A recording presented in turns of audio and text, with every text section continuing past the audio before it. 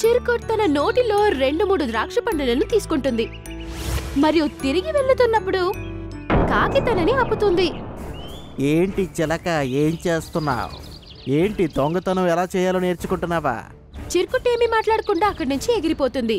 అప్పుడు కాకి తనని కాళ్లతో పట్టుకుని నల్ల గుహ లోపలికి తీసుకెళ్తుంది మరియు తలుపులు మూసేస్తుంది.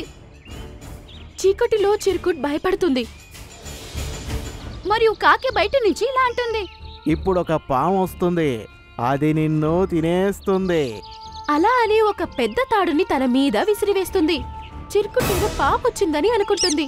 చిరుకుట్ భయంతో అరుస్తుంది, కాపాడండి, కాపాడండి, కాపాడండి. భయం తార్చినందువల్ల తనకు గొంతొచ్చింది. అప్పుడు గుడ్లగూబ వచ్చి తనని అక్కడి నుంచి బయటికి తీసింది. చిరుకుట్ జరిగినవన్నీ దాదాకి చెప్తుంది.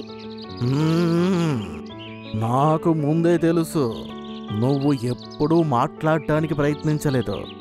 అందుకే నిన్ను ఈ కాకుల దగ్గరికి పంపించా. ఎందుకంటే అవి అన్ని పక్షులకు ఇలాగే చేస్తాయి. నాకు తెలిసి ఇదే దారనుకున్నా నీ గొంతును తిరిగి రప్పించడానికి. ఎలా అయితే భయపడ్డావో నీ ప్రాణాల్ని కాపాడుకోవడానికి అరిశావు. అవును దాదా, మీరు సరిగ్గా చెప్పారు.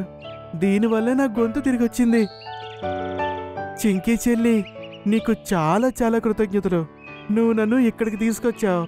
ఇది నా ఐడియా. మరియు ఎవరో నిజమే చెప్పారు, కొన్నిసార్లు భయం కూడా మనకు ఉపయోగపడుతుంది అని.